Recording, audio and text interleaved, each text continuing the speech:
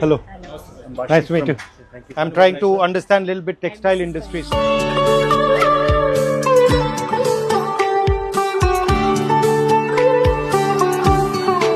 These are from Andhra. So these are Kalamkari patterns. These are Ajrak prints, Gujarat in Kutch. This is Jamdani from West Bengal.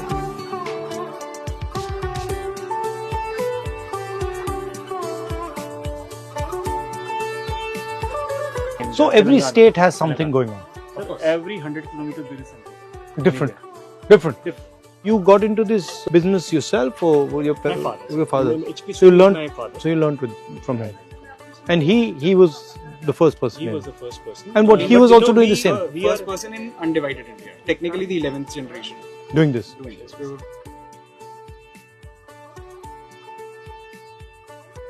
This is man-made or this is natural? natural. These are all All 100% premium cotton. All cotton. This is 100% lawn. cotton. This is lawn. This doesn't feel like cotton at all. कि Karachi lawn Hmm. ये वो lawn है but वो India से जाती है. अच्छा. Because India produces the India produces the largest finest, amount of cotton in the world.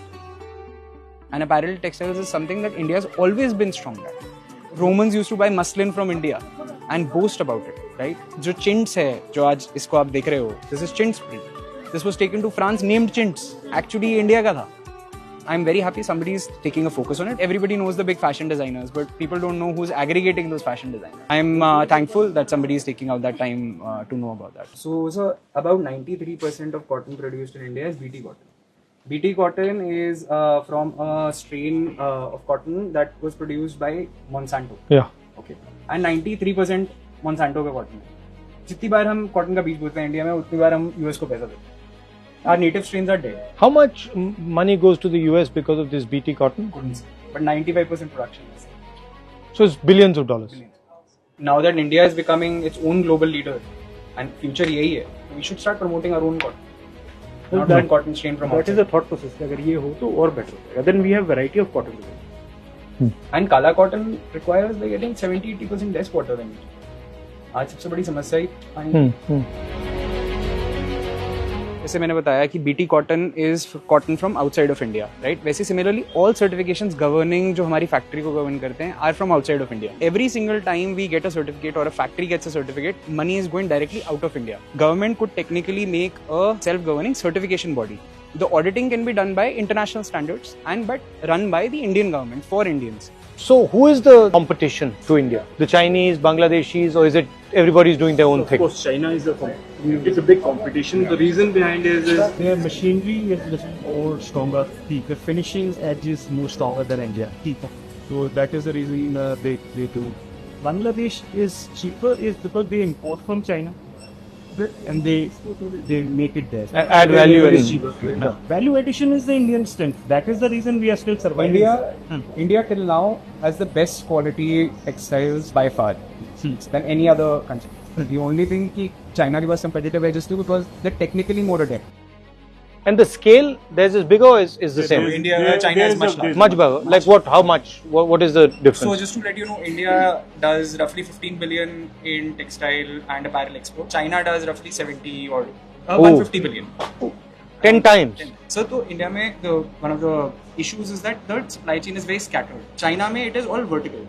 The one floor is doing dyeing, one floor is doing weaving, one floor is doing yarn cutting.